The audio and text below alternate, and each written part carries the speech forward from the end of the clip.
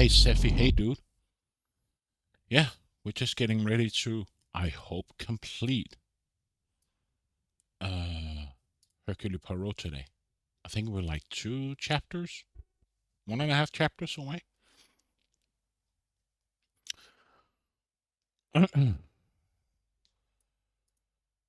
So let's see where we are. Yes, we know about the autosave. What do we have of collectibles? Damn.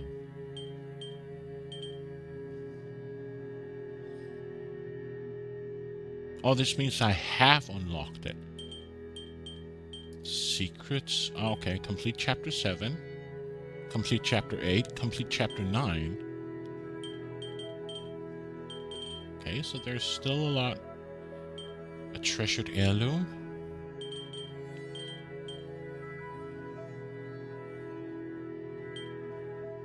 Unravel Mortimer's movement. A true. Okay. So we still got a fair amount to go. We're only in chapter 7. But I think we discovered yesterday that we had to talk to Horace to tell him that Evelyn was not part of the forgery gang, but actually she was just investing in new possible art for the museum. So let's talk to Horace. Go on, then.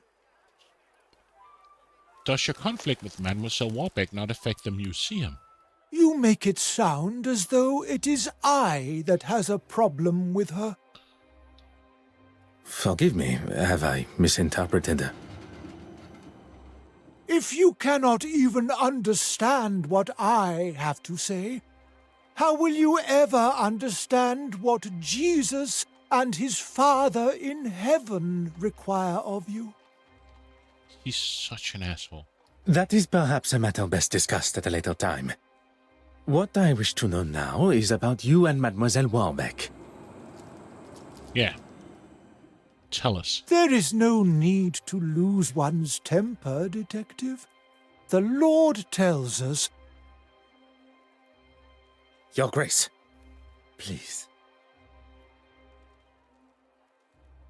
A lesson for another time. Let's just say that I certainly wouldn't have given that common thief an exhibition, especially now.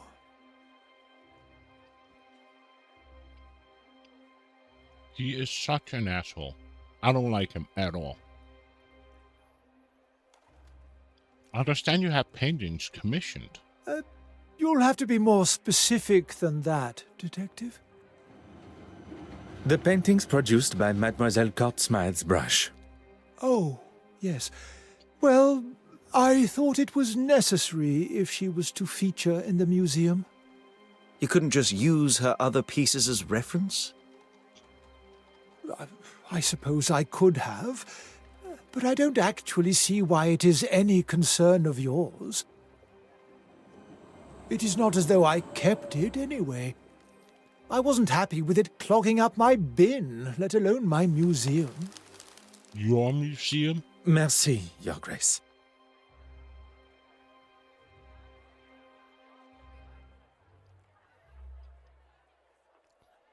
What first appeared to be black market dealings by Mademoiselle Cortsmith alone now appears to be a far more lucrative and expanded operation.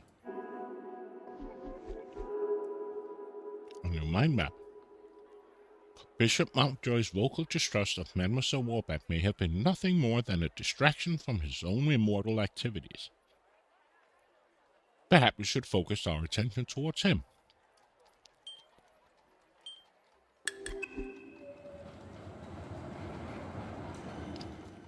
Go on, then. Merci, Your Grace. I guess we're done here.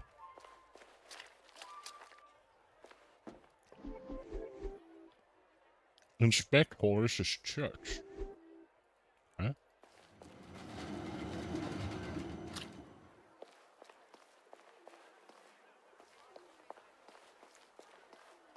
But I hope Dude and Seffi are doing all right. enjoying your Wednesday? So what do we got now? He did say he vanished, like, out of the blue, right? So maybe there is a trapdoor somewhere? Aha. Curious sketches on the back pages of the bishop's own Bible.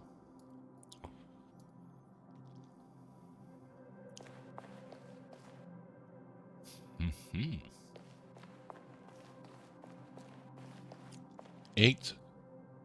Eighth station of the cross.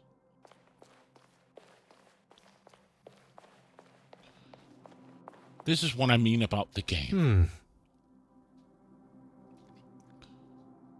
The savior of mankind being treated every which way except for how he should. Oh. They all came to see the last stages of Jesus' mortal life. Ah. They all came to see the last stage. Okay. Oh. Oh.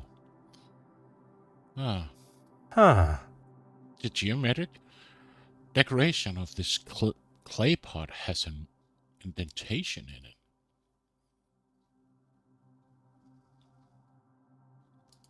Okay.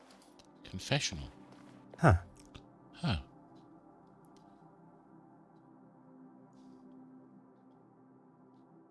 Aha. A hole in the panel where Bartholomew hit previously. With some effort I could reach in. Item added. A hexagonal metal tube. I should hold on to it. I can make sense of its purpose.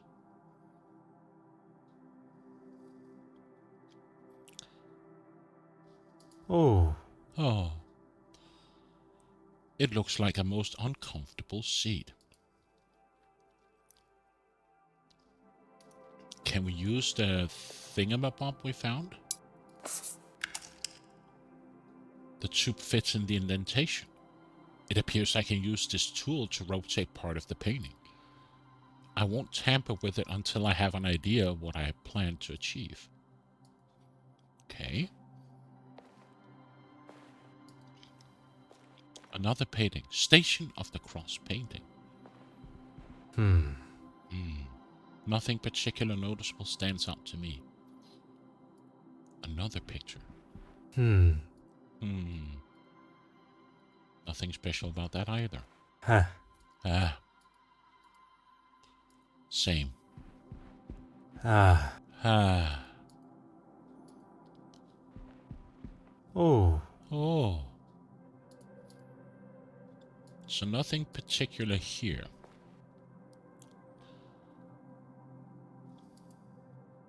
Ah.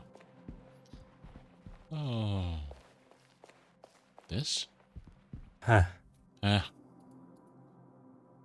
O, A, or I. Aha. Ah. Ah. Oh. Oh.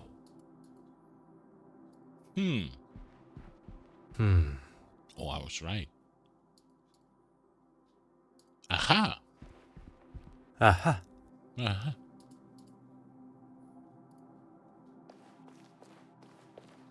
Ah. Veronica weeping Jesus' face. Signed Percy Blackford.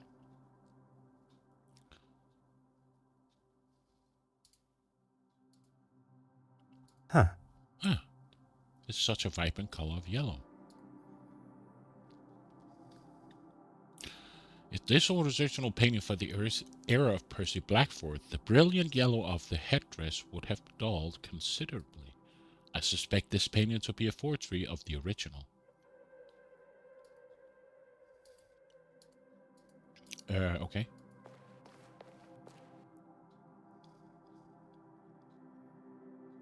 Seventh cross.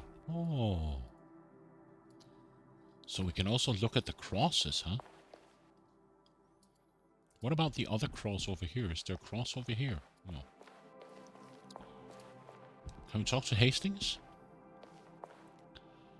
Perhaps we should take a minute to consider unsolved mysteries. We don't have any.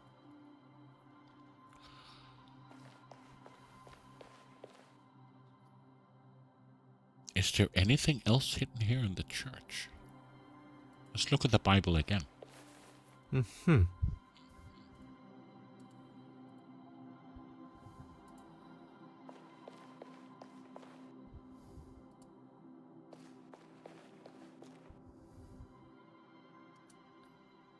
Can we now use the hexagon thing? Fits in the indentation. I won't tamper with it until I have an idea on what to do.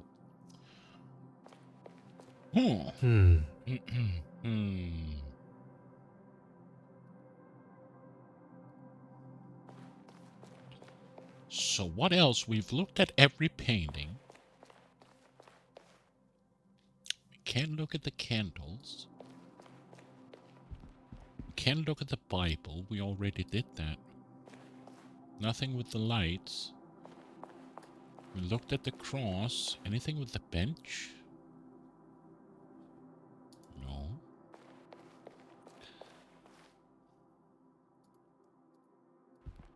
No, I don't want to look at the paintings. No, still don't want to look at the paintings. I still don't want to look at the paintings.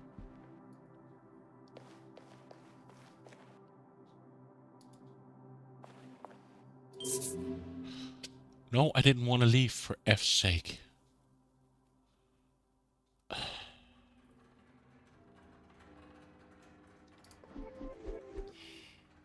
Oh, we have a link here. Horses black market evidence.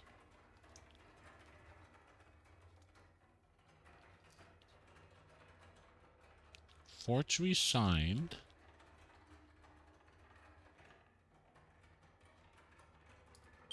So these two? What a revelation.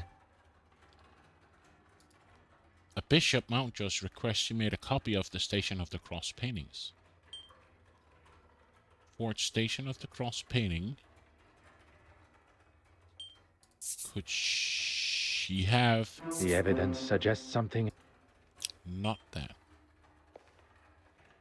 So, did he commission the paintings? The answer was staring me in the face. It was. Why would he request copies of painting his church already has hanging on its wall? Horace commissioned forgery. Was it stolen? Where is the sense in... No.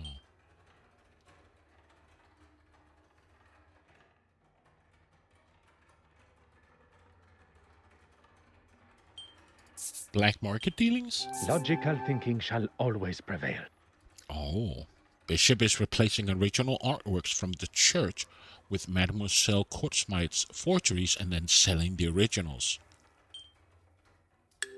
Bum bum bum.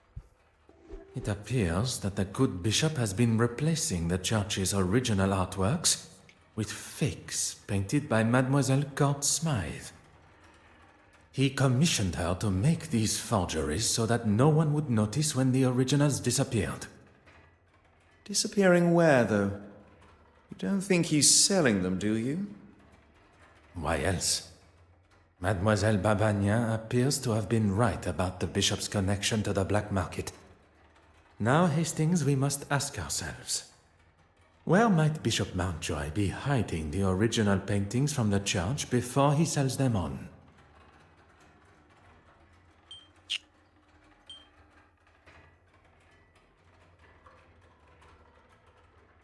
Noticeable dent.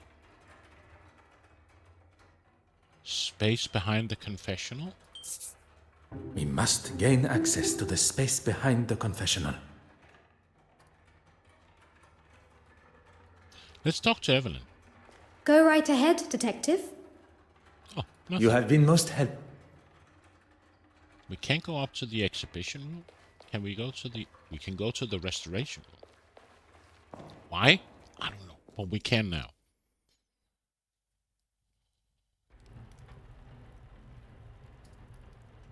Don't ask me why, but we can.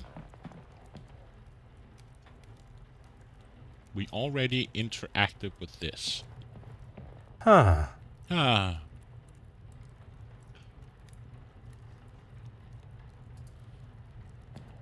Maybe there is some cream now, or I don't know what we can pick up this time.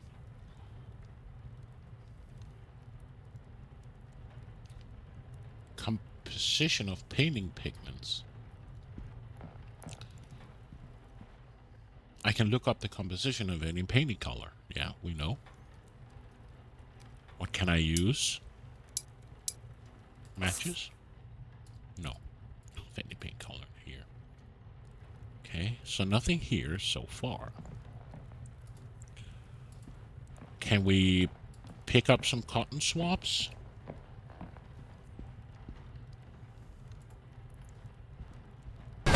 I'm Chuck Norris, and I approve this game. Yo, Flying Pete. Thank you for the game is good. I like it. It's janky. But I like the story and the character gallery and everything. It's good. And welcome.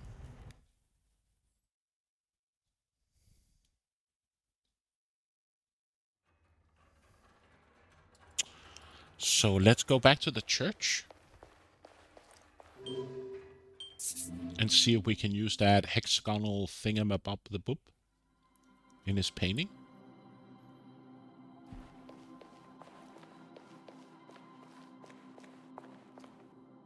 Hexagon. Fits in the indentation. It appears I can use this tool to rotate part of the painting. Let's take a closer look.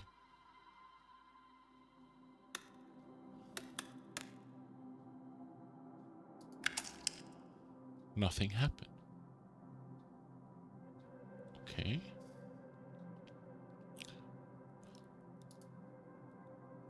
Ah, it's a combination. What was it that was in the Bible? Hey, Stock. Huh. It's on my wish list. I paid the first cases a few months ago. They're great. I would actually say that the first cases is way superior to this game.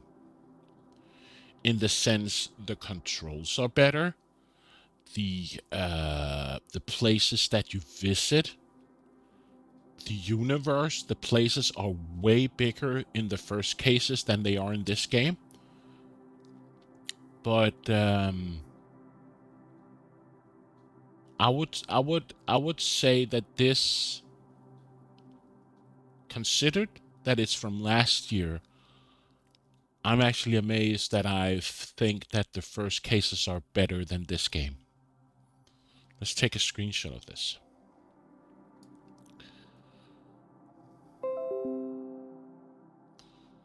I'm actually surprised. Not saying it's a bad game. There are just some things that I think is better in the London cases than this one. No, I don't want to interact. Yeah, I want to use. Yes.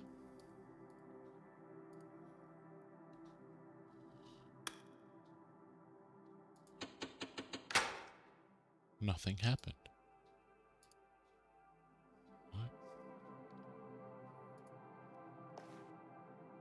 What? I can't do it again? Aha.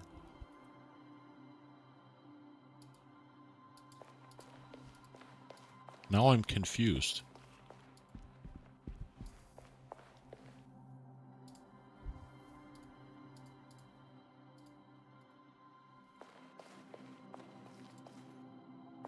Mm-hmm.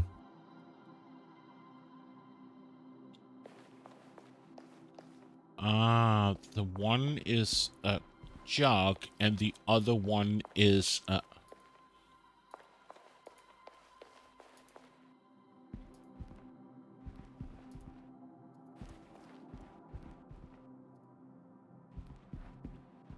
So, okay. I like the design of the APC murders, more cartoony. I tend to agree.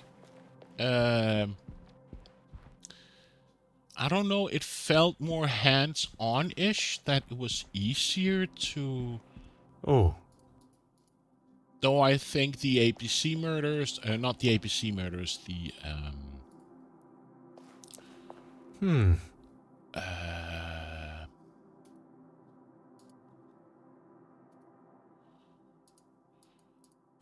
the London cases, I still think is one of the better games that they've made with Hercule Poirot.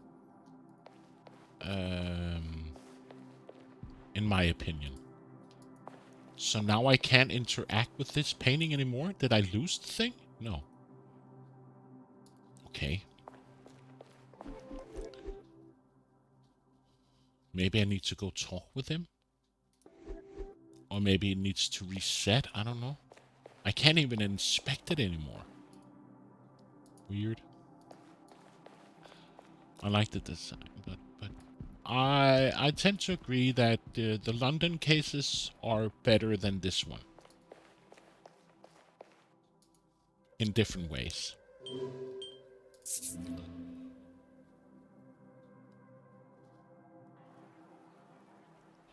Not saying it's a bad game, there are just some things that I thought as a one-year-old game that those kind of bugs and things wouldn't be a problem.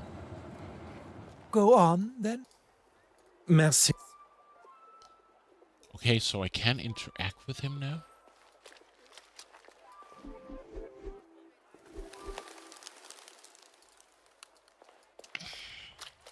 Do I need to go back to Evelyn and talk with her?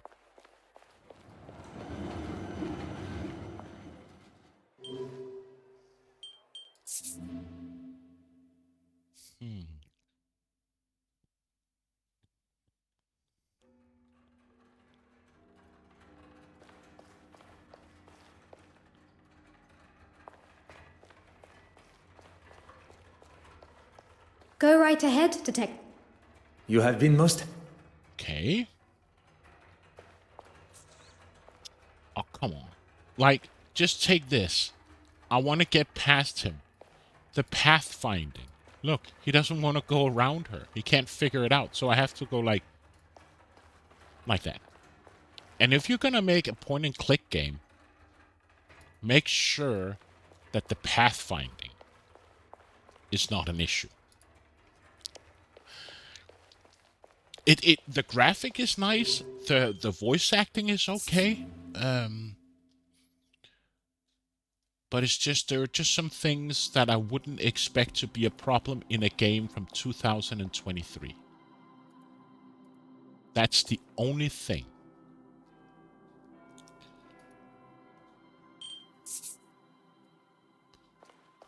Oh. Why can I not interact with the painting anymore? What has changed?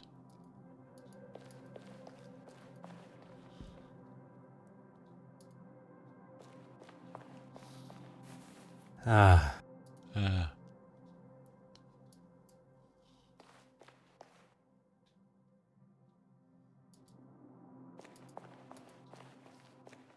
And I can't interact with this painting.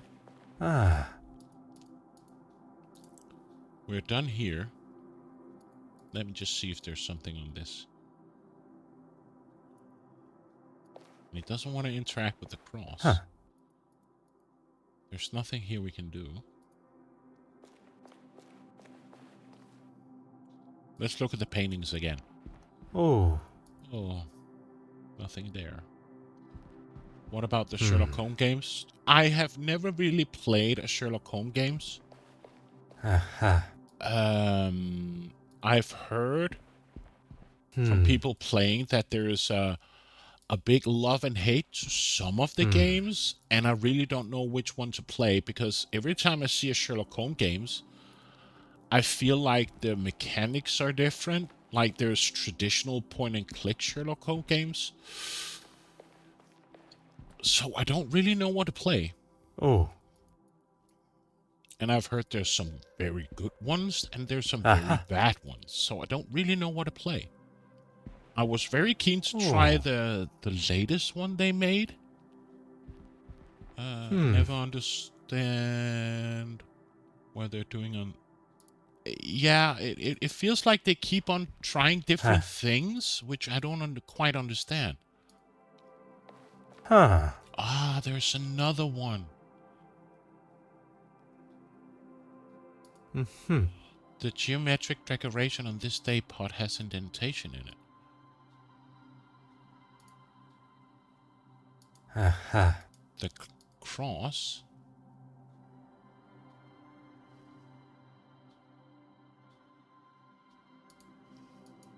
Huh.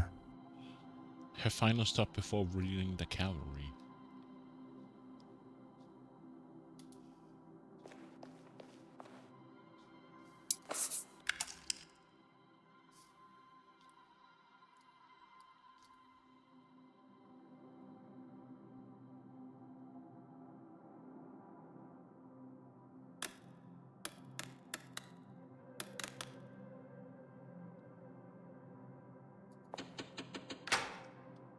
Nothing happened. Voila. Why don't you have a look first? Why does he say nothing happened? And okay, welcome back to my chat room. Do not tell me you are afraid of the dark. Not the dark, just pitch black, eerie passages in old churches. But I tend to agree, Stork. I don't know what to Poirot, expect where are we? of different the Sherlock Holmes games. Crimes and Punishment. I've tried new ones. Crimes and Punishment. Let me just look it up. Because I know there's one where it's like you have to go around and look in the past, and I don't know if it's this one. I think it's this one that I've seen another one stream as well, which I tend to like. Seems like you have to look at their faces. Yeah, Crime and Punishment. I think I've heard quite good things about Crimes and Punishment.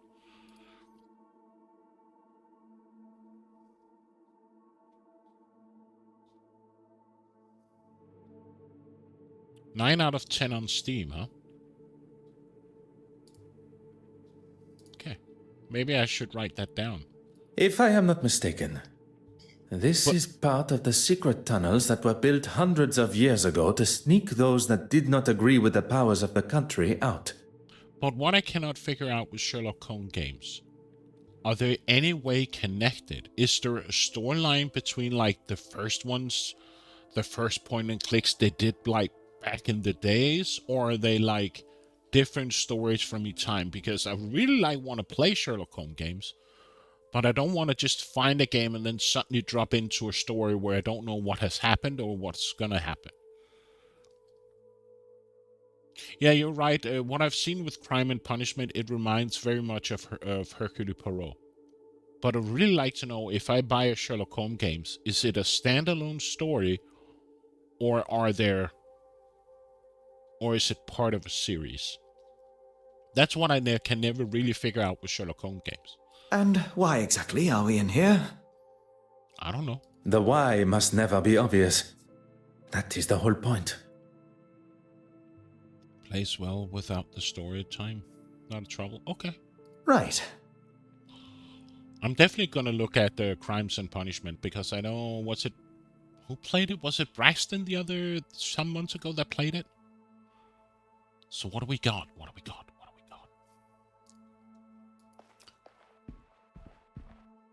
Oh, similar painting to the Pennant Magdalene. Oh. Oh no, there's a tear. Someone has quite ruthlessly taken an instrument across the painting. Yeah, it was Braxton. I think he played Crimes and Punishment, if I'm not mistaken. The screenshot that I just looked at seems very similar. I believe he used to paint something that looks especially like a Monet. Oh.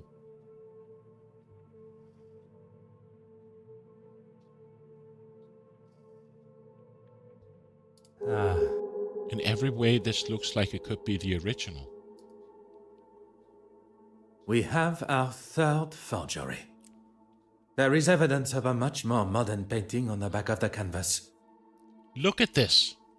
This is what I mean from a game that is 1 year old. This was the painting we were supposed to look at. This is the painting we were supposed to look at. But the pathfinding took me to this painting, which has no relation to what we just looked at. That is what I mean, that this is what annoys me. Not because it's a bad game. It's just, where's the Q&A in this? Why is he walking to this painting, yet it's this painting he has to look at? But thank you, Flying Pete, and thank you. Thank goodness. Don't know how I would explain finding the original in such a state. But enjoy whatever you're doing. Bishop Mountjoy must have discovered the painting that he received from Mademoiselle Courtsmythe was one of her forgeries. And lashed out. Now it makes sense. He's been using this room to store his own private art collection. I can picture him sitting here smug as anything, surrounded by stolen paintings. What I find most unfortunate is that not only does he deprive the world of beauty and joy from seeing these works, but he also keeps them in such dark and dank conditions, the old fool. He's even having to light his candle clock to keep from drifting off down here. Such a waste, don't you think, Poirot? One's opinions are now worth listening to. I was only voicing my thoughts. You have thoughts beside those of Mademoiselle Farquhar? Really, Poirot? You still think so little of me? When one exclaims such regard for a suspect in a murder investigation, it is hard not to think any other way and comment so. You may not be so accustomed to the idea of showing, or at least having, some form of empathy for our fellow man. There is a difference between empathy and lust. And there is a difference between commenting and being rude and obnoxious. I was not expecting Monsieur Hastings to be so sensitive on the matter. Perhaps this conversation is best saved for when we are not trapped together. What was that? I don't know. Oh, just the bishop's candle clock. I don't know about you, but I've had enough of this place. Let's get out of here. What are you doing, Poirot? S'il vous plaît, un moment. The bishop's candle clock has forced me to question everything of the murder scene that I previously thought I knew. Why? We must return to Mademoiselle Courtsmythe's apartment. Perhaps that is a job best left for you, by yourself. Okay. The bishop's candle and nail alarm clock has me reconsidering the evidence at the fireplace. I must re-examine it. Okay.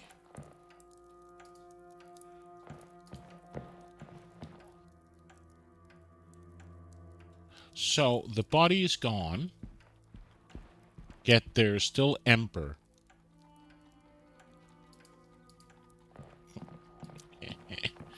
I think it's funny. Why at the fireplace? Interact with the fireplace.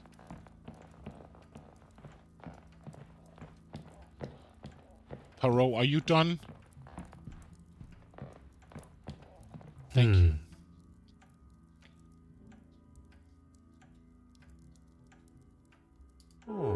Something about this candle melting now feels off to me. Why? Aha. The sibling of the missing candle, I believe it had to survive due to distance from the scorch marks, but now I'm not sure.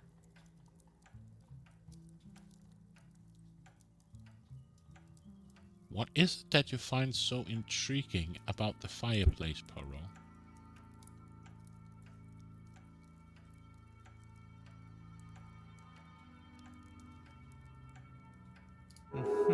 The necklace with the pin through it, I'll take it. Perhaps I can conduct a little experiment and recreate what really happened here.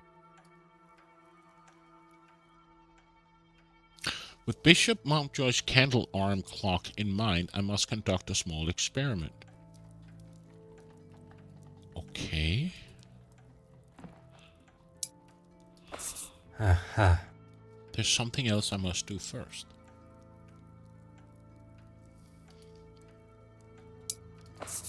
Oh. Okay, what is that we have to do first?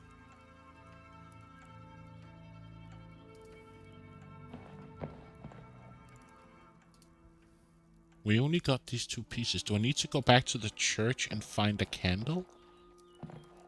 Or is there something here in the apartment that I need?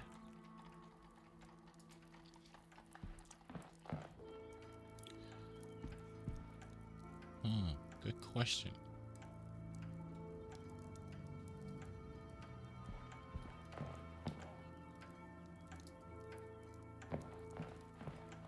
The champagne bottles?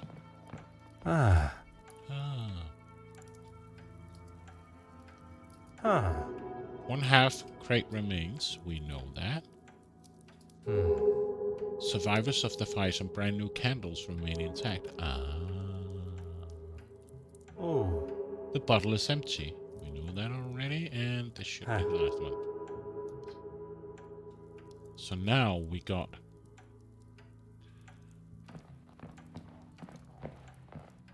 So now we can go back here. Put the candle. There would have been the candle here before the heats of the fire melted it. And then we use the pin. The necklace could have been wrapped around the candle, something like this. As the wax melted and the pin fell, the necklace could have poured over the side, with it eventually tipping over the candle. Time to put the theory to the test. Then we use the matches. Et maintenant? Oui.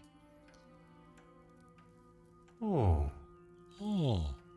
I believe myself to be the greatest detective in the most prestigious police force in the world. But I have been duped and swindled, falling directly into the trap laid by the killer. And now I stand here alone, contemplating what is to come next. Monsieur Hastings was quick to make his excuses to retire to his abode and not return to the scene of the crime by my side. I hope there is not something further that troubles him. One does not need added strains at a time when steps must be retraced and a new timeline considered.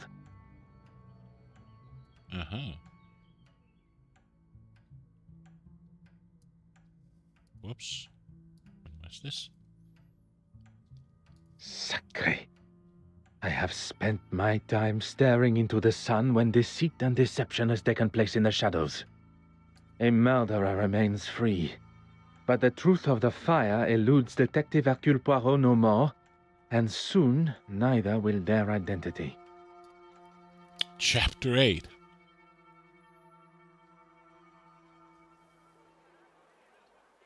The investigation starts anew. I cannot believe I allowed myself to fall for such a deceptive move. The killer knew I would ask for an alibi, and they knew how to cover their tracks perfectly. Now, though, I have the upper hand. The killer believes that I have extinguished all avenues of my questioning, unaware I know the truth of the fire. I wish Monsieur Hastings were here. I was perhaps too harsh with him. I know of his want for the same as I, the truth. But now I fear that I have lost him to my own tenacious demeanor. Now more than ever do I need my little grey cells working at full capacity. Monsieur Demire and Mademoiselle Babagna.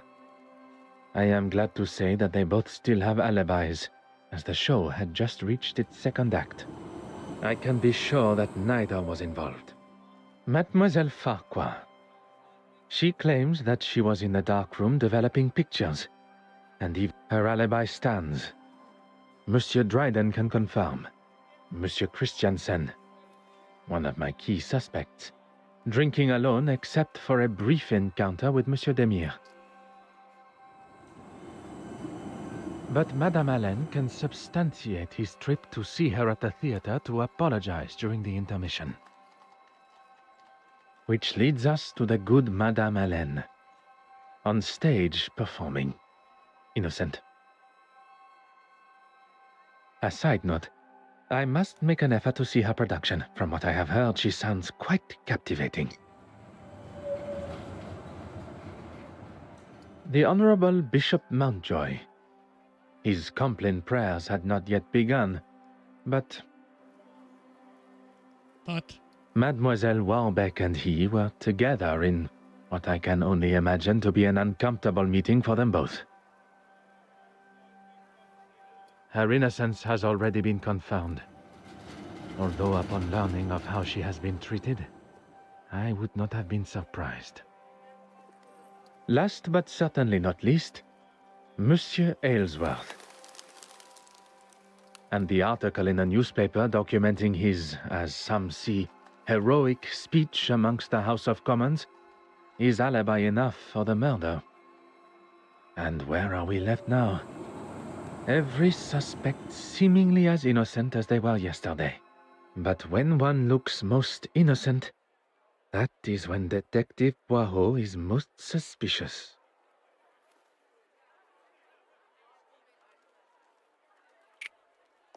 And now we're back here.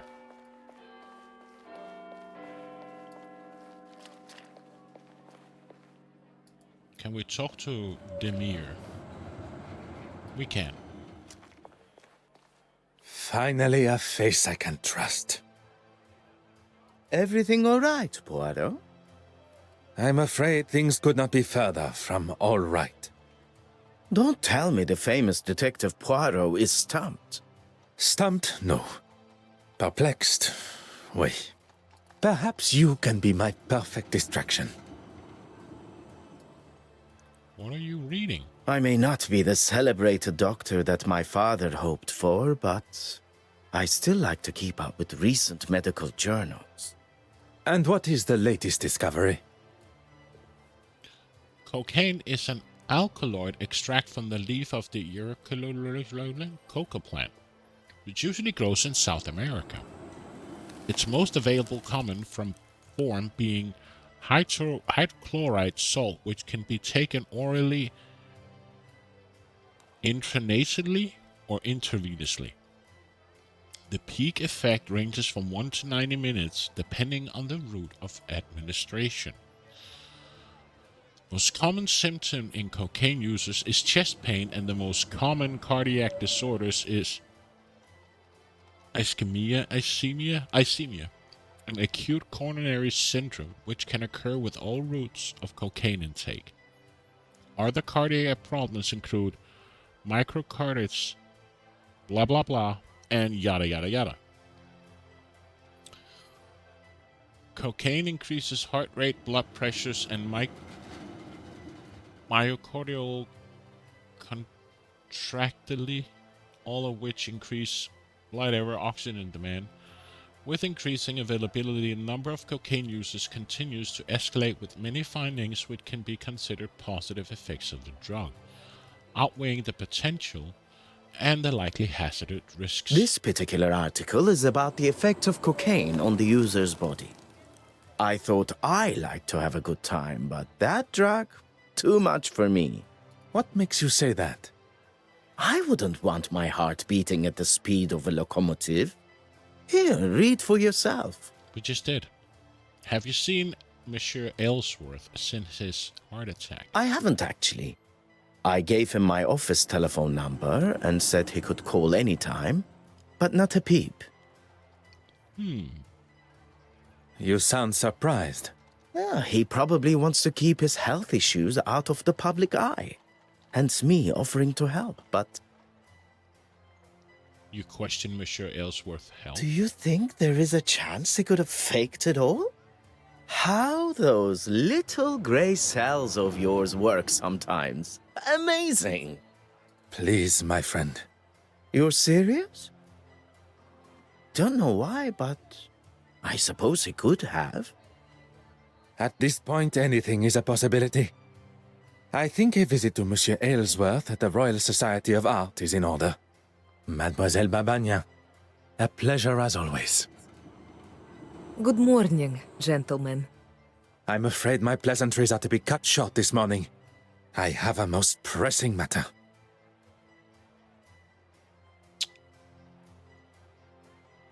Emir? Whatever you need. Nothing. I must get back.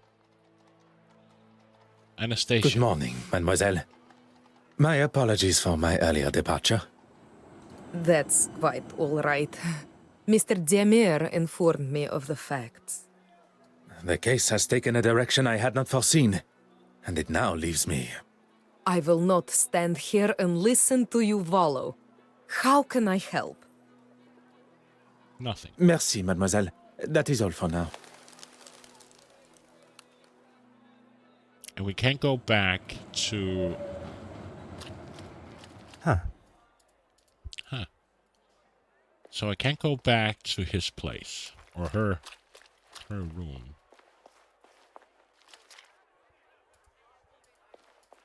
So I guess we go to the Royal Art of whatever.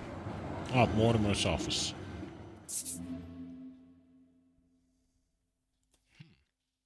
Ah. Just a moment. I'm coming. Oh, I keep forgetting I have to click. What a great commotion coming from behind the door.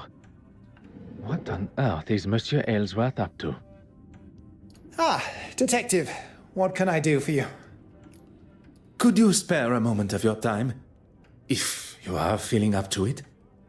Why wouldn't I? You are recovering from a potentially fatal heart attack.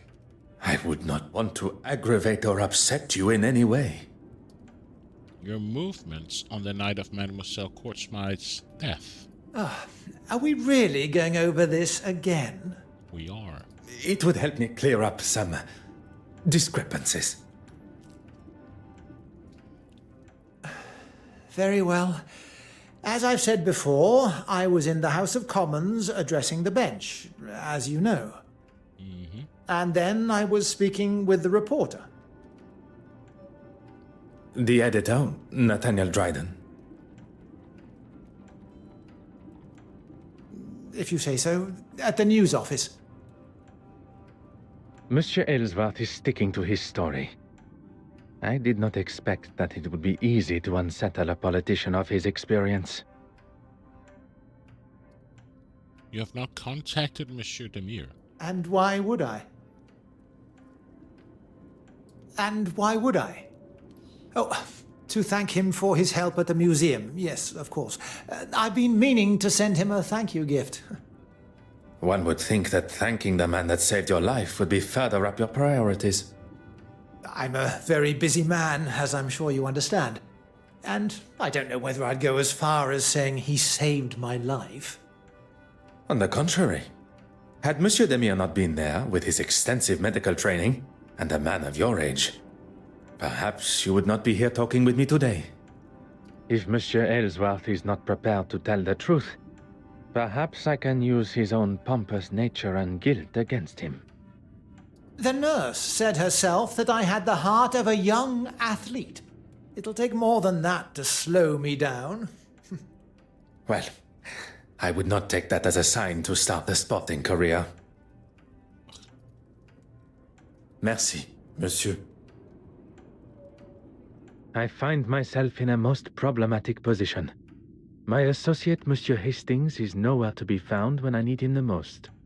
There must be someone else that I can call upon. Someone to fill the shoes of Monsieur Hastings. For the time being, at least.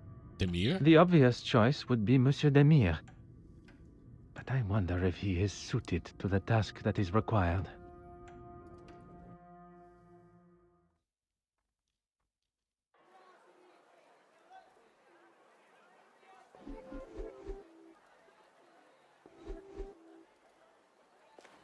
We can go ask him.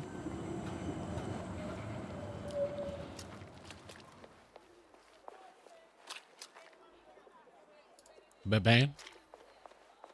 You need only I have a rather unusual request. go on. I require a distraction. I promise you will come to no harm and... And? Who am I to distract and from what? Monsieur Aylesworth, I need to gain access to his office without his watchful eye. Detective Poirot, preparing to cross the line of law. Not cross, merely tiptoe alongside. I assume you have already devised a plan? A requested tour of the Royal Society of Art building should give me appropriate time. Then that is what I shall do.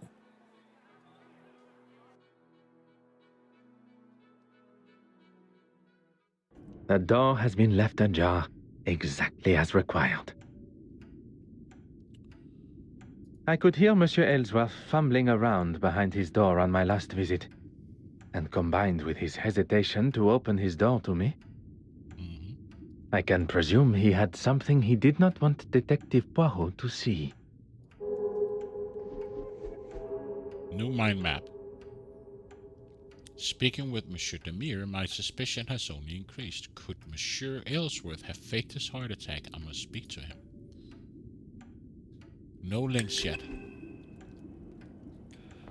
A waste paper bin. I would be careless not to dispose anything incriminating, but not overly surprising. Okay. A chess set.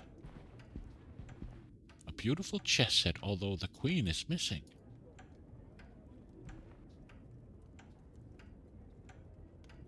A bookshelf. A collection of different texts. He's certainly well read. Why are there two hotspots here?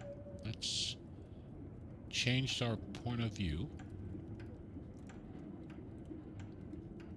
Let's look at the globe.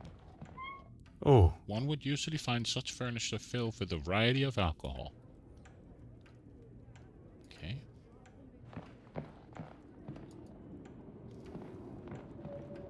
A drawer. Huh. Ah, discoveries. The missing queen. A gun. One must be careful with firearms around, especially when it's left in an unlocked drawer.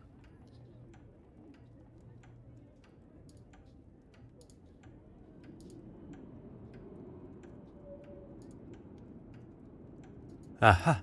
A spoon likely from a set ICS is engraved.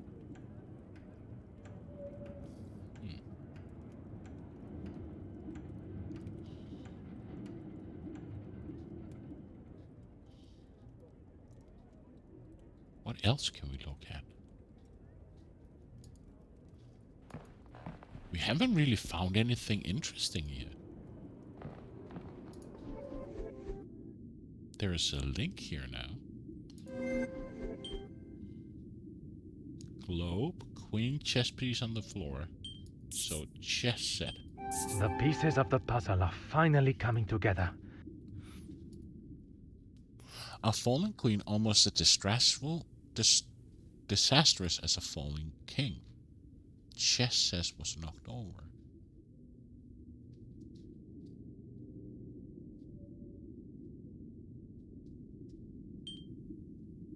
One would usually find furniture filled with alcohol.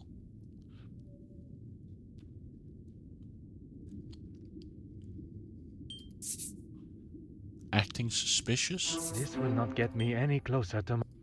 No. These two? Something just...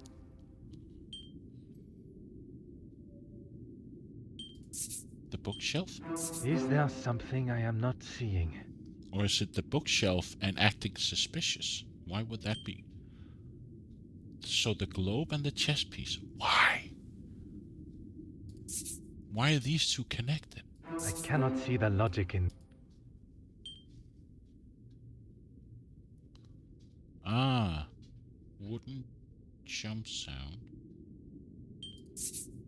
So the glass would be the globe. One step closer to revealing the truth. And the wooden jump sound. Another success. I never doubted myself. How clumsy of him. Monsieur Ellsworth knocked the chess set over on his way to answer the door. Chess set knocked over. Globe moved.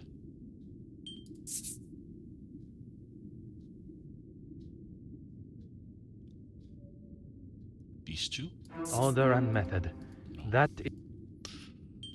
Knocked over to answer the door. The chest said? I should consider this Acting suspicious. Moving the globe? Questionable noises. Come, my little Grace. Then it must be the globe and chess set knocked over. Why? This is one of these I don't understand, these two connections. Causing the bottles, a fallen queen.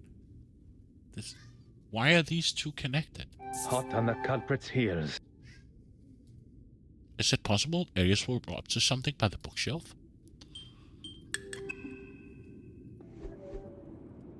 Now we go to the bookshelf. I can interact with it now. A collection of different texts is so new.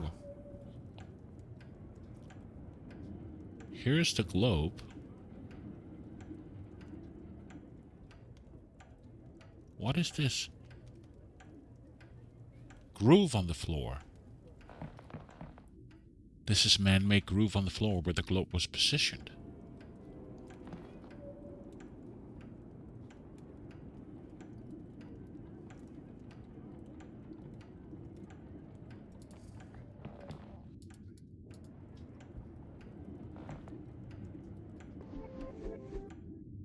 A new link. Where's the new link? Groove on the floor.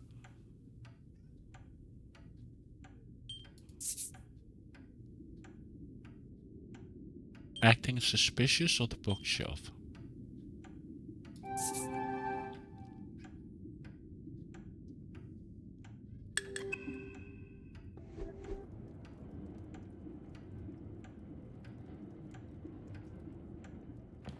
So...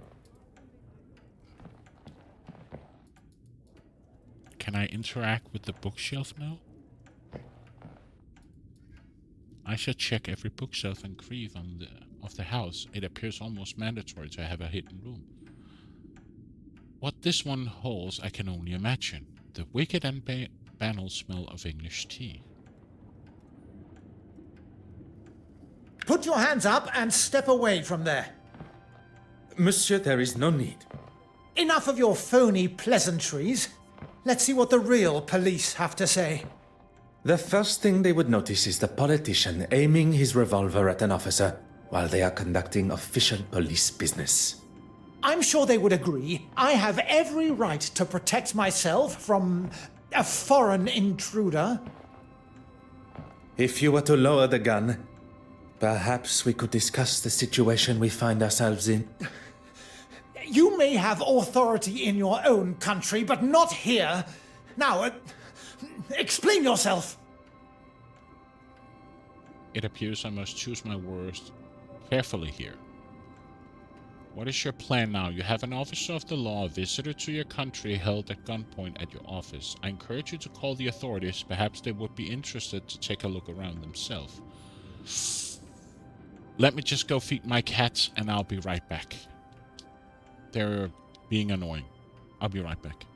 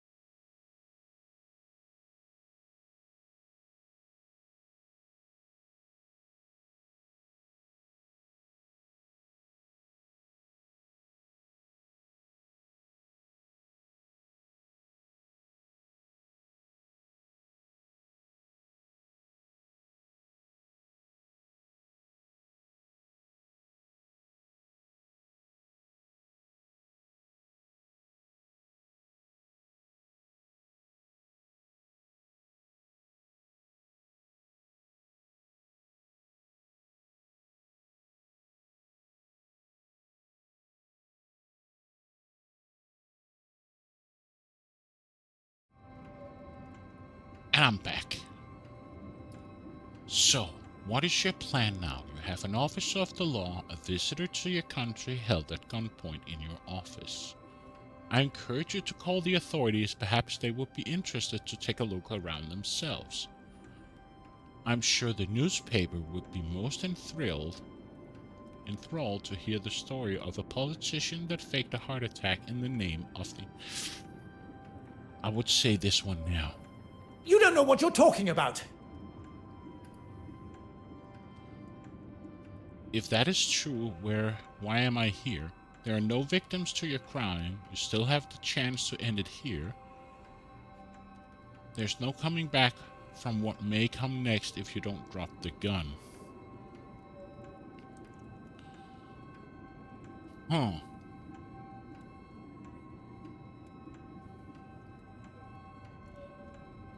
This one? Enough! I need a second to think about all this. How has it all come to this? No, it's not my fault. It's... It is not too late.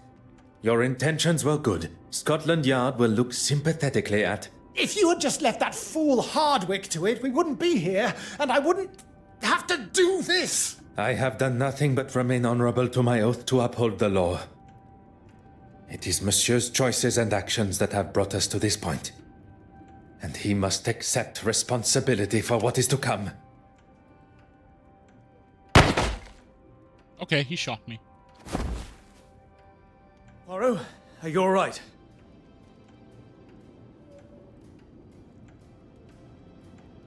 He shot himself? All the better for seeing you, Hastings. I was worried I was going to miss him. Your timing and accuracy could not have been more perfect. What do we do now? We take our leave. And what about him? Will he be okay? He shall be fine. Although I am not envious of the sore head he will awake to. Come, there is much to tell. Behind the bookshelf. But I never.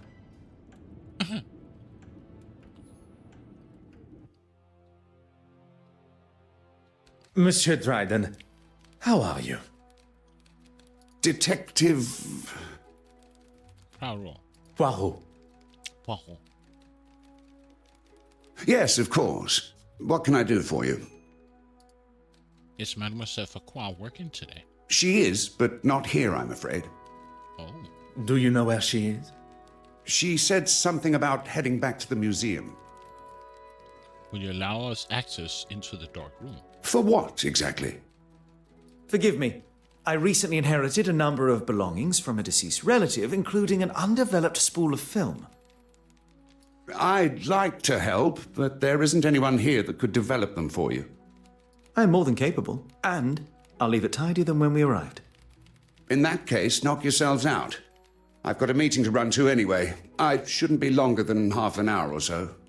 Pardon? Where has this confident and daring version of Monsieur Hastings been hidden? We all have a hidden side. It's just our own choice of when to show it. So our first step is... Don't tell me there is something the great Detective Poirot doesn't know. I must concede that photography is something I have little experience in. Lucky I'm here then. We need to start with a tray filled with developing fluid. Next, pour the fixer fluid into another tray and then add the photographic paper. I have a newfound respect for those that make such activities look so simple. Let's just wait until we see the results. It shouldn't take long. I shall use my time wisely and see what the truth this room may hold. So there's photo paper here. Used specifically in development of photographs. A developer? Essentially development of photographs. A radio. Oh. Oh, music can even make the most laborious task more manageable. A window. Hmm. The window is paint shut. I guess I don't turn on the light switch. A hat. Has a hat that looks almost identical to the one Mademoiselle Courtsmite wore to the gala. I knew I had seen that style of a hat somewhere before. Trays. A tray for liquiding relating to the development process.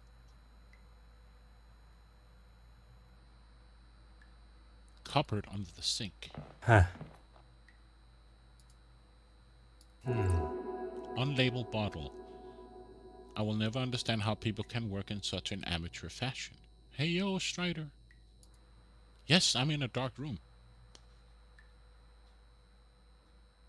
Developing photographs.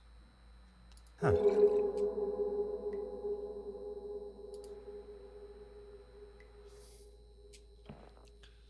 The answer was staring me right in the face. So, Hastings. Have you found it yet? The unlabeled bottles. You want the photographic fixer? And how would one know it from another? It smells like ammonia. Handy, I suppose, when you can't see much in here. Bitter almonds, the distinct smell of potassium cyanide. Ammonia, just as Monsieur Hastings said. Mademoiselle Farquhar had access to the same poison that killed Mademoiselle Courtsmite. One does not believe in coincidence. You must discuss, Mademoiselle. We've already been over this, Poirot. I don't want to argue. I have no intentions of continuing our previous conversation. What we must address now is her potential guilt. She didn't steal the painting, though. We know that. Oh yes, Poirot. Her guilt in Mademoiselle Courtsmite's murder. Mademoiselle Farquhar could be the murderer. Would Miss Stryton not have seen for her here? Let's wait. Merci. So what do we got in our inventory?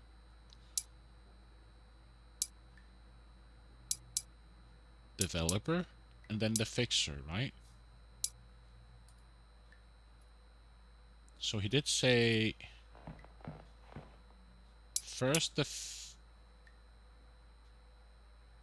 now I'm confused. Was it developer first and then the fixer?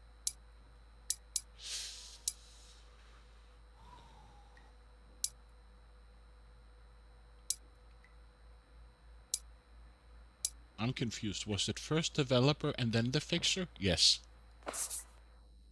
A tray for liquid relating to the development process. Perhaps the bottle of development fluid is what is required. Voila. And then we need the put the paper in. A tray for liquid. Blah, blah, blah. Where's the sense of that? No. So then the fixer.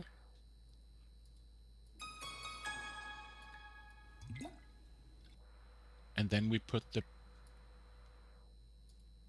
Okay.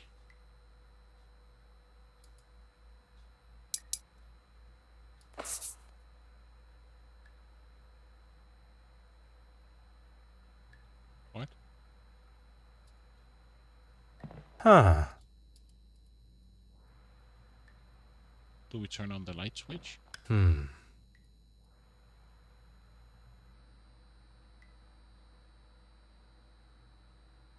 This is the window, right?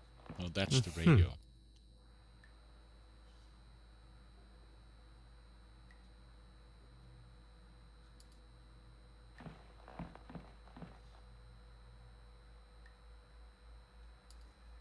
Monsieur Hastings, may we talk? I'm in the middle of developing the... I'm afraid... Could be the murderer. Would not have seen Miss Farquhar lead. The hat. No.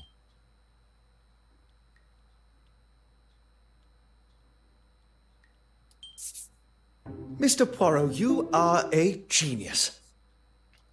I am. Did Miss Stryton say he never heard anything happen? The radio? Mr. Poirot, you are a genius. We're genius. Would Mrs. Colsham not have spotted Farquhar entering the flat? The hat. That would never have even occurred to me. I've got a lot to learn. You do. Look, this photograph is just about finished. Yeah. Is that? Is that who? It appears so. Who? And what has she got in her hand?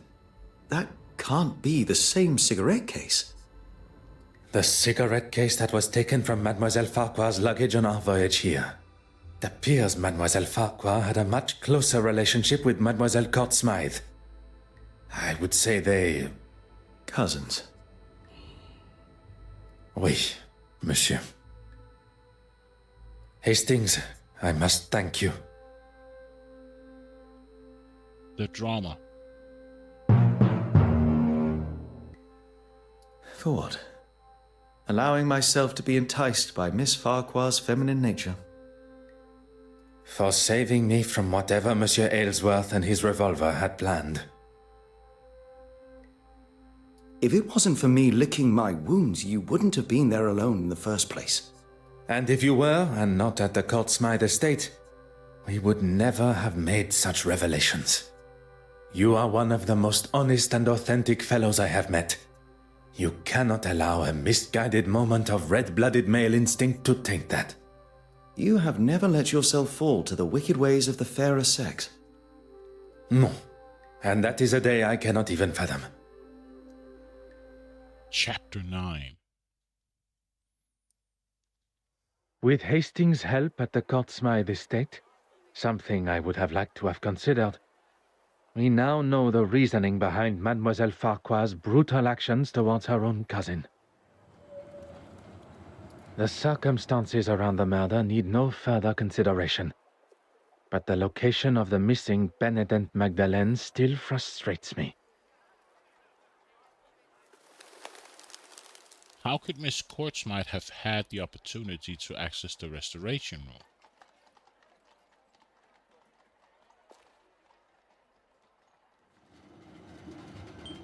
Florence presented to be Irene. Mademoiselle Farquhar was used to mislead. Mademoiselle Courtsmith manipulated Christensen. Well, perhaps she slipped off before the champagne incident. They did have similar hats, right? So she could have pretended to be her? A moment of peace before one's little grey cells must ponder how Mademoiselle Court Smythe made it from the museum with the painting in tow. Ah yes, Hastings had something for me. An invitation to Mademoiselle Court Smythe's exhibit. Even after the truths of her crimes and personal betrayal, Mademoiselle Warbeck still feels it within her for a final send-off. Perhaps Mademoiselle did not leave with the painting at all.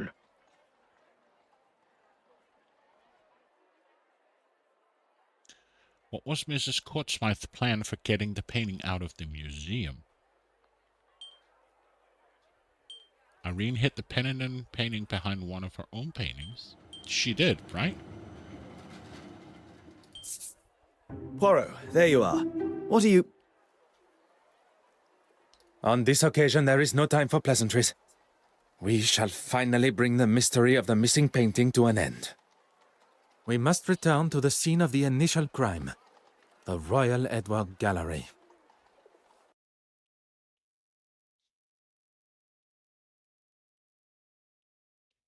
Is everyone present?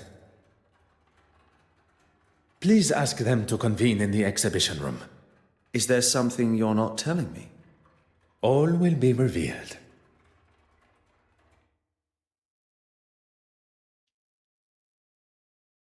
Messieurs et mesdames, thank you for joining us here today. What's this all about? Yes, my time is rather valuable. The confrontation. I thought everyone was here to see the exhibition. I'm all for looking at some real art, as long as it's not all hers. Wow. I understand the frustration and hostility that most of you must feel towards her. For some, even... Hatred, loathing, disgust. Betty, please. Even after everything, you stand here and defend her? An epic streak. Hey, Strider, thank you for the 3. I'm not defending her. If anyone should hate her, it's me. Perhaps you should move on. In this room is where it all began. Or at least, that is how it appeared. We are all aware Mademoiselle Court Smythe was behind the painting's disappearance. But it was not a moment of greed that drove her, but rather a well-orchestrated plan that involved most of you tangled in her web of lies and deceit. All right. We all know why we're here. Maybe you can speed it along a little. At the Detective Inspector's request, I shall forego the series of events that led up to the theft of the penitent Magdalene painting. Perhaps a fitting place to begin would be with the death of Mademoiselle Court Smythe. If that's going to get things moving. You are all aware of the fire and murder that took place at Mademoiselle Court Smythe's loft apartment. The fire that she started after having one too many. That is where the difference between desire for the truth and the actual truth go their separate ways. Inside Mademoiselle's apartment was the penitent Magdalene painting, or at least a forgery. One of 4 produced by her own brush. The fire was set purposely, in an attempt to destroy evidence and hide the true nature of her death. Poison.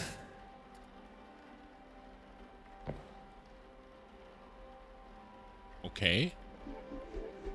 Deliver your findings.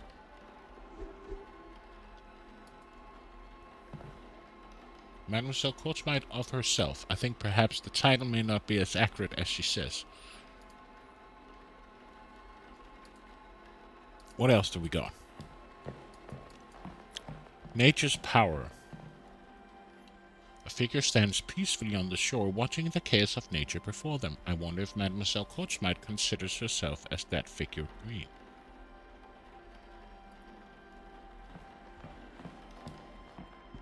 Who else can we look at? Can we look at this? No.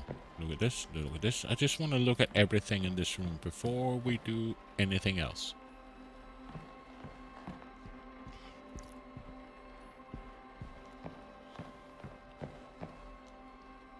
Can't look at this, but we can look at the sunflower painting. A figure stands peacefully on the shore, watching the... Okay, so, what? That painting I just looked at is not the sunflower, that is this one. Why does it... Ah, here we go. An interpretation of the famous painting created by the artist Vincent van Gogh. And we can't interact with any of the paintings, right? Or use. Let's talk to Mortimer. I know things got out of hand, but it was you that broke into my office in the first place. What crime did... He did... Pulled a gun on the officer.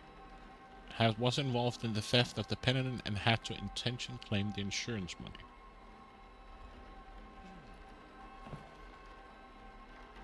I'll come back to this later. We know at least Horace. Where is he? Horace here. I have dedicated my life to serving God. I have no need to be involved in any of this. Theft and embezzlement, right? Commission forgeries so he could sell originals for profit. The pieces you had commissioned by Mademoiselle Court Smythe, which hang on your church walls. Why are we even standing here listening to this man? Has this got anything to do with, frankly, anything? And now we're gone. I can assure Detective Inspector that Bishop's relationship with the deceased is more than I imagine we all thought possible. Business partners. Horrifying and atrocious as the bishop's actions were, one should not allow that to become the focal point.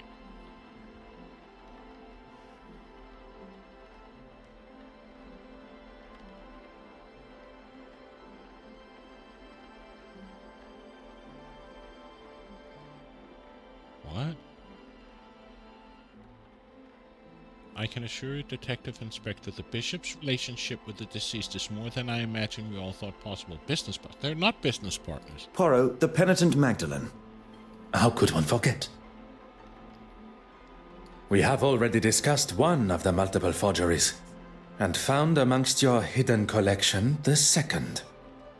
Mademoiselle Court Smythe sold you a forgery that you believed to be real, and upon learning of its fabrication, you lashed out, destroying it. One should not allow oneself the arrogance to consider themselves the smartest in the room, especially when they have already fallen foul to another's lies and deception. I am sure theft and embezzlement are questionable enough in God's eyes.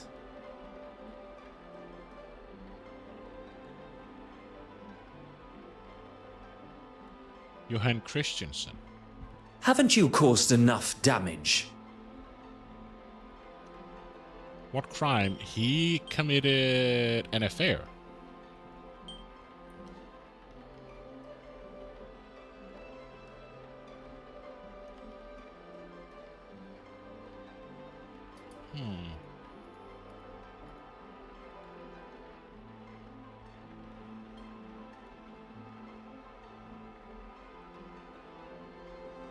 Evelyn did no crime, right? You know where the painting is, and who killed Irene.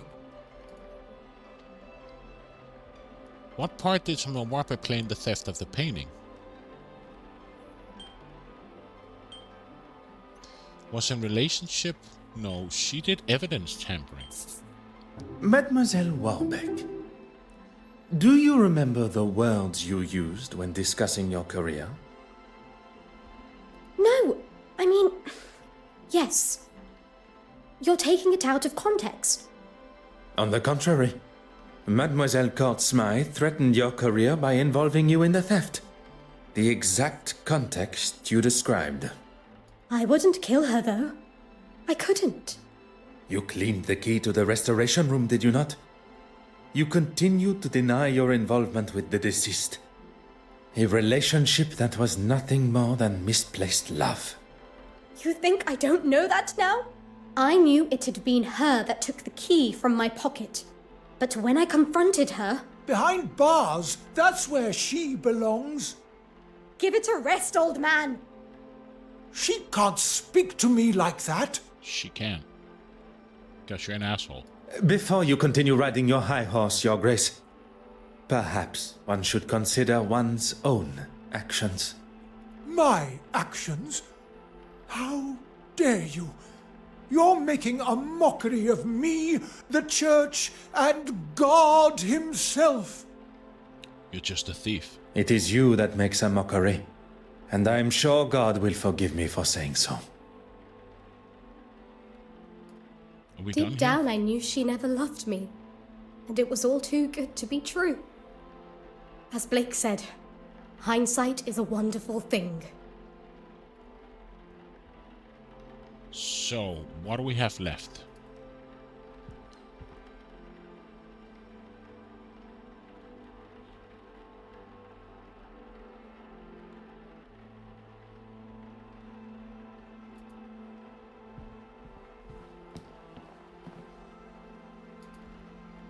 Hastings. Poirot, the penitent Magdalene.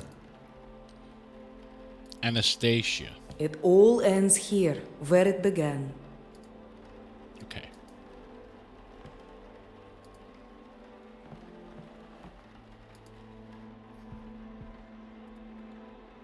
Oh, congratulations. What slim chance you had of making it into heaven is gone now. He's such an asshole. Johan. He was having an affair. Haven't you caused enough? You can't handle the truth! Chuck Norris does not have a shadow. Nobody's followed Chuck Norris around. That's true.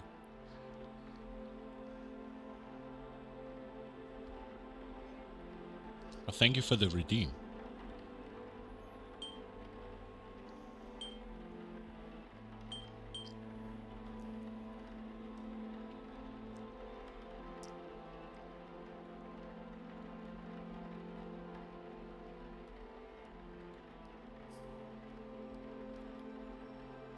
I'm keen to say this. Madame Hélène, the famous actress and performer, your story is one I learned with a heavy heart. Look here! When you overheard the conversation between your husband and Mademoiselle Court Smythe at the gala, your suspicions were confirmed. I did everything to keep you happy, but it was never good enough. It began with an infatuation, but turned into a relationship. With the money stolen from your wife, you planned on running away together. So that's why you took it. You coward. She manipulated me from day one. She used me. She used her. Oh, just keep it shut. Perhaps, for once, you should listen to your wife. And now, I have nothing thanks to you. Betty. I wonder how many other hidden skeletons are going to appear. Okay, so we're done with Betty.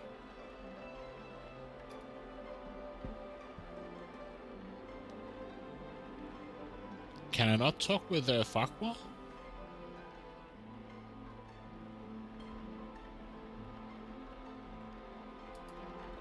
Mortimer.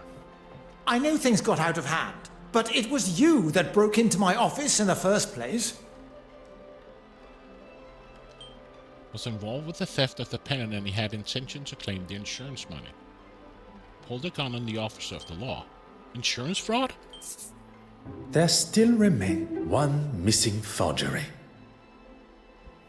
The image of the honorable and distinguished gentleman that you present yourself as has gone on long enough. It may seem like an alien concept to you, but we English, we take great pride in how we present ourselves.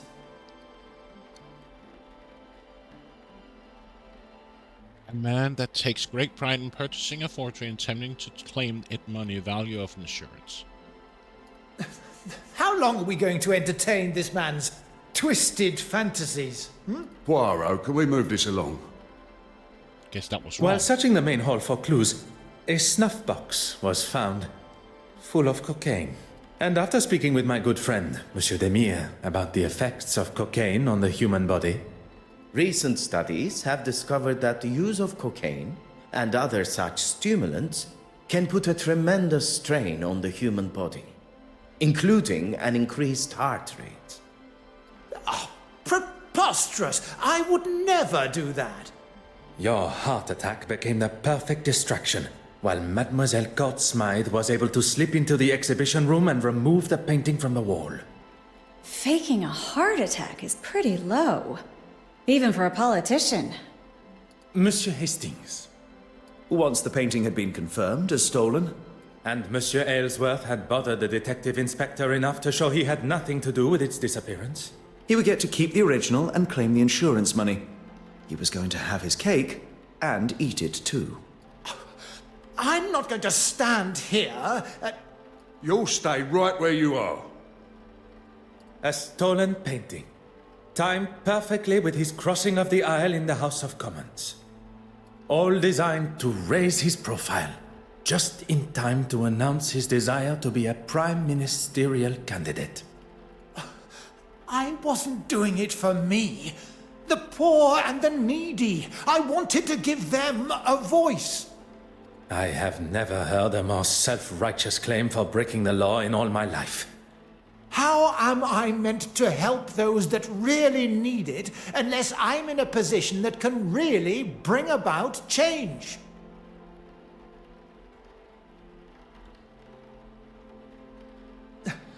I hope you're... Yeah?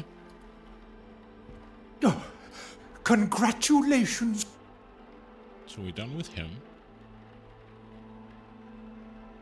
Can we talk with David? I know you have a flair for the dramatic, but I do have a job to do. Okay. Betty? I wonder how many other hidden... Johan? And...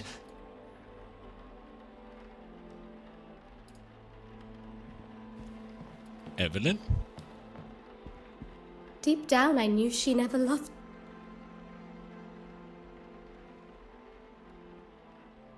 Can't talk with the mirror.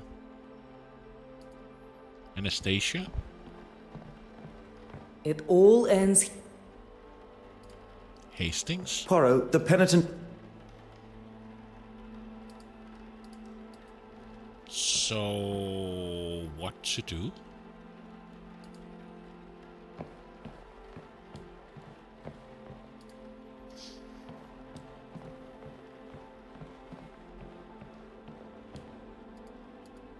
Nothing here.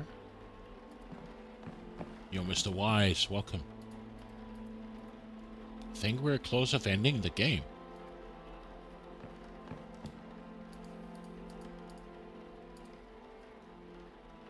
Good evening to you, sir. Why can I not talk to Farquhar?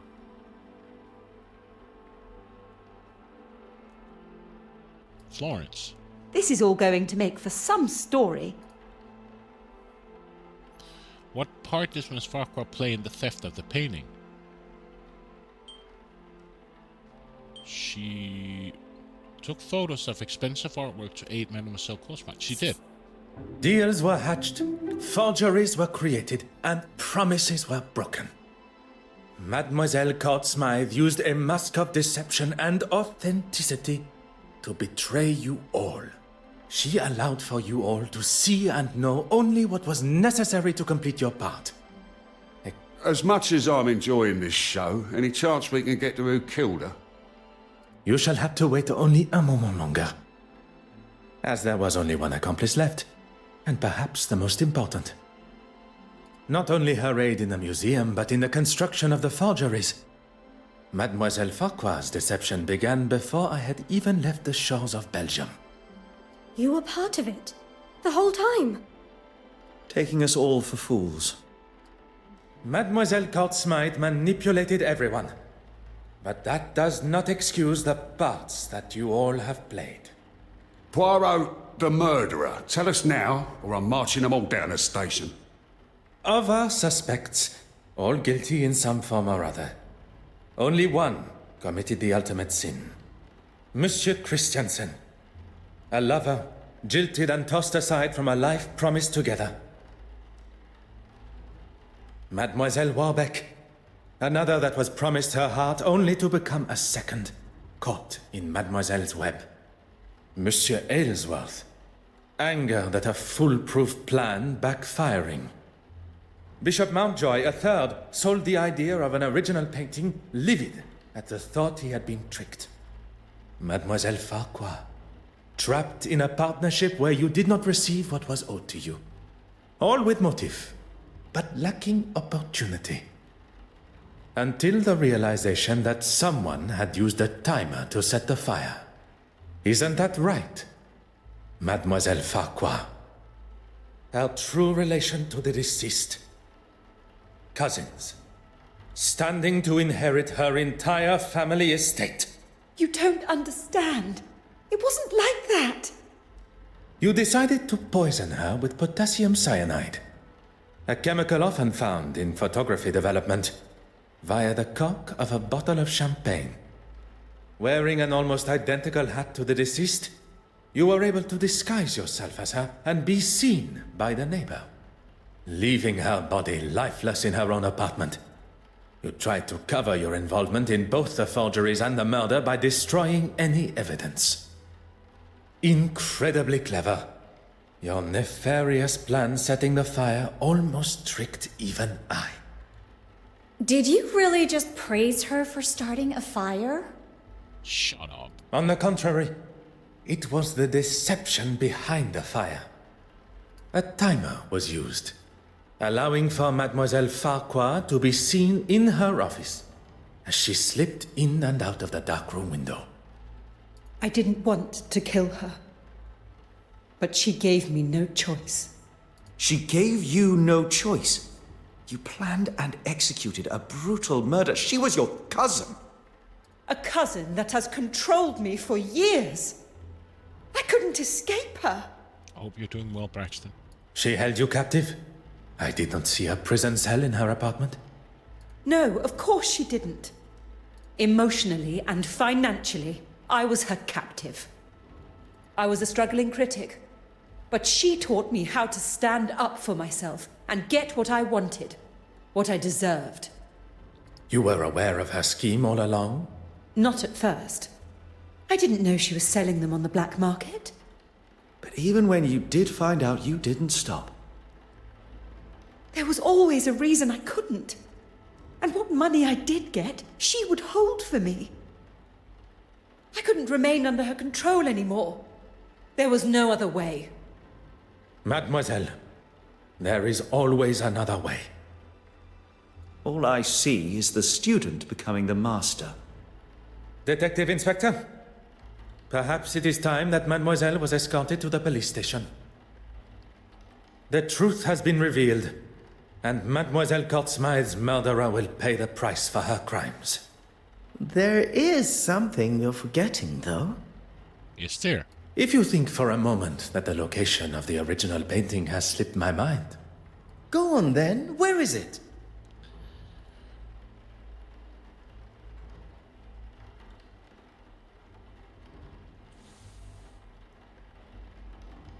I can't go away?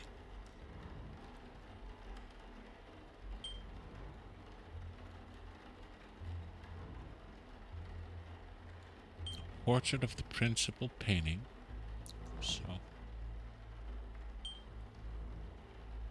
So where do we think the original painting is? I would say it's a portrait of herself.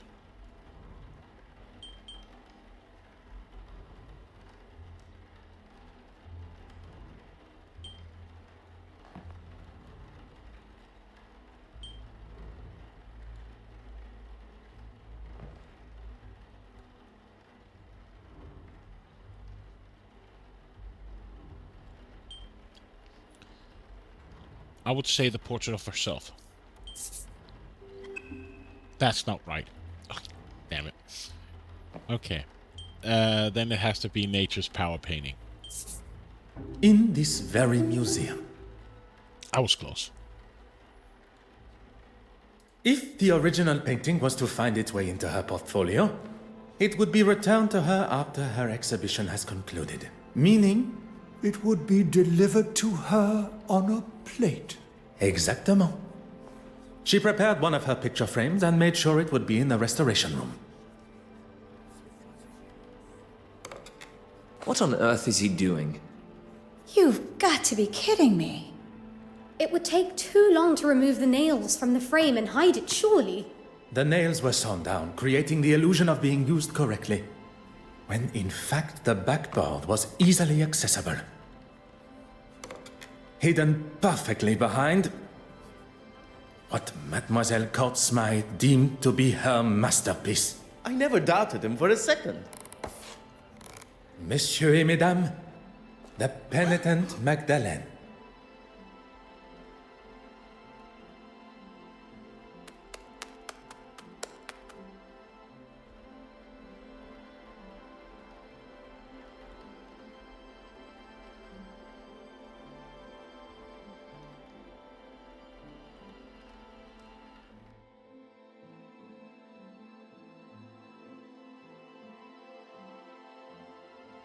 Well, detective, you've solved both the theft and murder.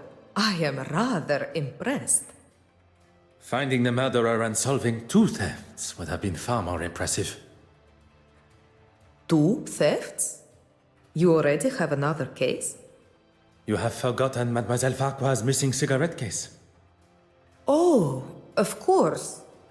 Do you think Miss Farquhar lied about it going missing after all? Perhaps it really was worth something. Mademoiselle Farquhar is far from an honest woman. Lies tripping from her tongue at every turn. But if her motive was indeed to fake theft and claim the insurance money, she would surely not have let it lying where Mademoiselle Babagnan claimed to have found it. Mademoiselle Babagnan's motive is now clear. How she pulled off such a cunning theft still eludes me. Something Hastings said has my little grey cells fired up. Nothing is ever quite what it seems. I suppose we are all forgeries or counterfeits in some form or other. Could Mademoiselle Babagnan have pulled the wool over my eyes in a similar way? I must return to the evidence from the ship with this new perspective. Why would Miss Pepin have stolen the cigarette case only to return it? She panicked knowing that she would get caught to be invited by Florence to the gala.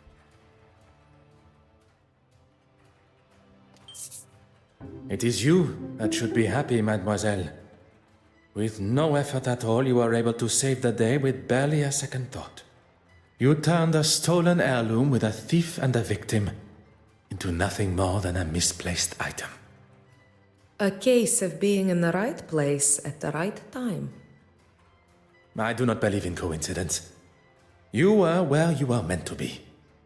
Had you not boarded when you did, you would likely have not been invited to the gala at all. Or been able to be within touching distance of so many beautiful and historical pieces, including the silver mantle. One thing I have learnt during my time here in London is that people portray a version of themselves. One to be seen or be met, and another that remains hidden from the world. What are you trying to say, Detective? That there are some that wear a mask of authenticity. That perhaps, under different circumstances, I would have had the pleasure of meeting a different Mademoiselle Babagnan. Will you be leaving London now? There are a few small matters to settle before I leave. Mademoiselle Farquhar is now in the hands of the Scotland Yard, where she will stand trial for her crimes. You really do believe in the law, don't you? If you do not believe in the law, madness and lunacy will ensue. And everyone should be punished for their crimes? I believe that we should be held accountable for our actions. No one man is above the law. Or woman. And you, mademoiselle? Are you to leave London? There's nothing more for me here. I hear Paris is quite beautiful. Perchance our paths should cross again. Perhaps, under those different circumstances. I look forward to it, Detective.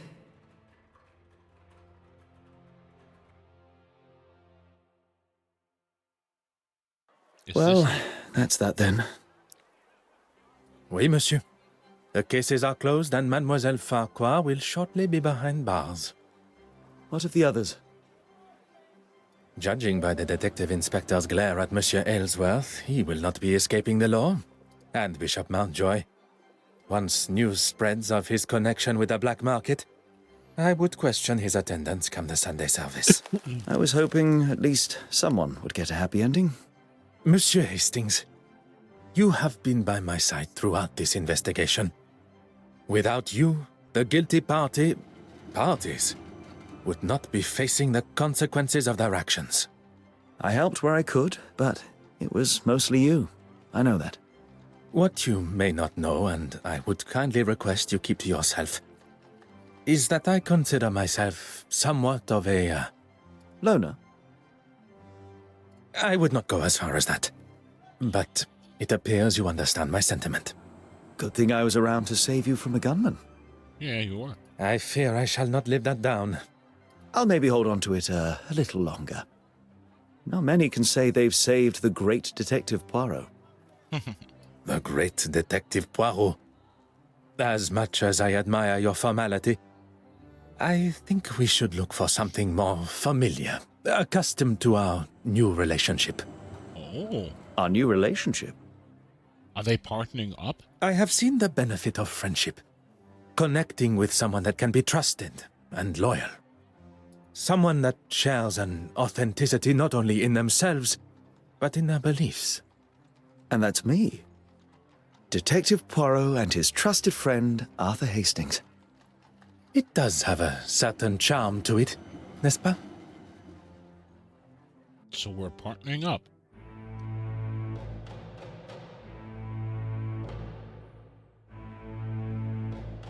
That's GG. I'm just gonna mute this. Just in case.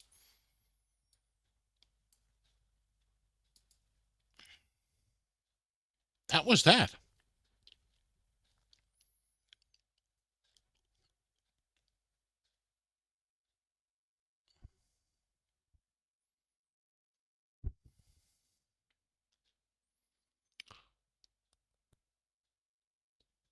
I would still say that, as said to Flying Beat earlier, the London case is a better game.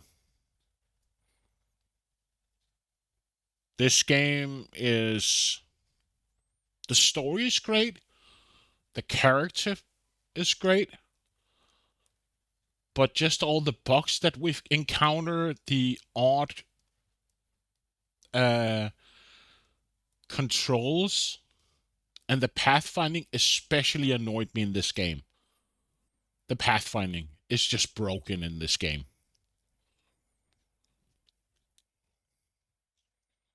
So you can say these QA people didn't do their job.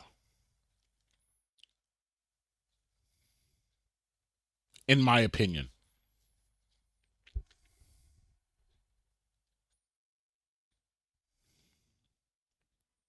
The story is typical Hercule Poirot.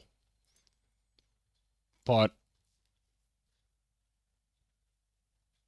the first cases, yes, sorry, Mac. Yes, you're correct. The first cases. The previous game to this was way superior. Also considering the locations we could go, the size of the locations, there were more deductions. Though I did like the puzzles in this game, there were more like puzzles than there were in the first cases.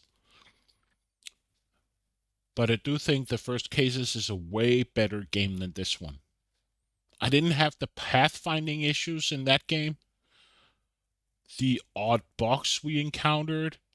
Like just the inventory detection. I could go to the same trash can 6 times and we just repeat what we already had in our inventory. Like when we found the curled up address. We had the what else? There was the scarf with the door and her neighbor, that I could go talk with the neighbor, and she kept repeating the same thing, giving me the same item, yet I just delivered the scarf. So the inventory detection in this game is so broken. And the pathfinding annoyed me. And the locations that kept on locking and unlocking. Sometimes I could go to the West Wing, and then I couldn't go to the West Wing. Then I could go to the Restoration Room. Then I could go to the Restoration Room. It's just either have all the locations open so I can get more confused and more make it difficult. But this was just a weird way they did it. I still love the story, the drama, the people gallery, the stuff, but I would have thought that this would be a better game than the first cases, but I'm actually a bit, I wouldn't say disappointed, I'm just surprised that the quality actually went down from the previous game to this. It feels rushed. Like the inventory detection, why wasn't that fixed or by the QA team? Just those kind of things that makes a game annoying to play, and surprisingly had the issue. I'm just surprised. It feels rushed in certain ways.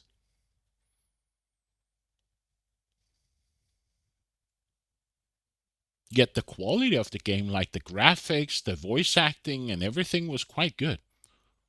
I would say was somewhat up to par than the other game, but There's just some things that I'm really surprised that we had issues with. Did I 100% the game?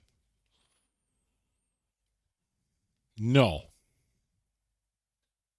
I didn't. Apparently there was a dog. What does DOG say? I had 98% achievements.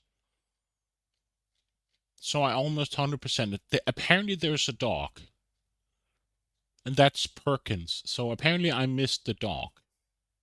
Other than that, I did 98%. So almost 100% completion. But I must admit that this, I'm surprised the quality changed. Other than that, it's a great game. The question is now, do I boot up another game?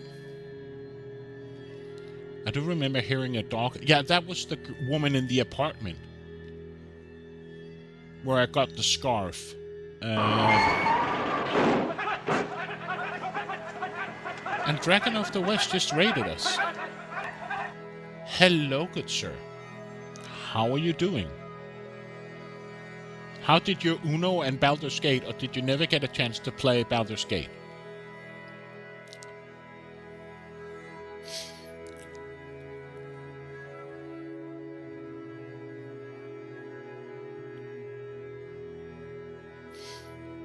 But welcome, Raiders. We just finished Hercule Poirot, the latest game in the series from last year. I'm just looking at games we could play.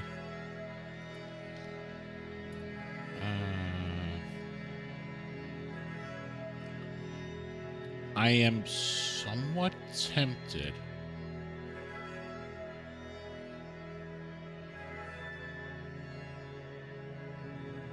I got a Baldur's Gate for an hour or so, but it kept crashing. Oh, is it like is it okay? Like the latest, is it patched or what since it kept on crashing?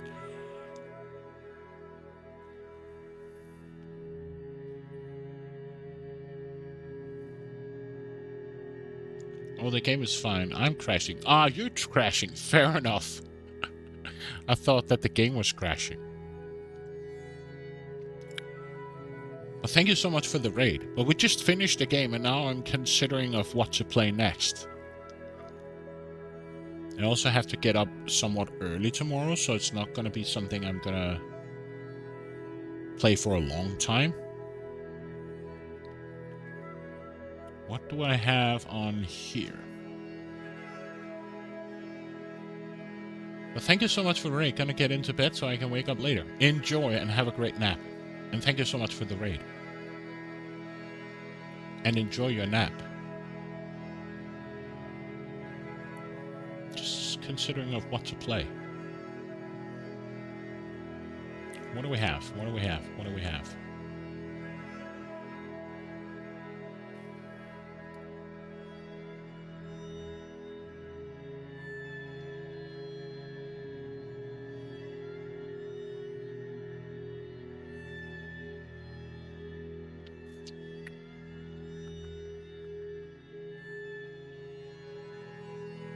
So nothing here. No, I'm not gonna play that. No.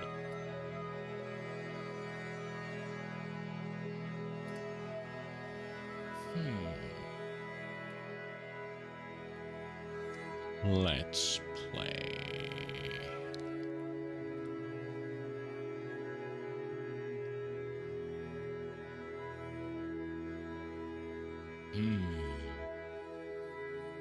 Yeah, I know what we're gonna play.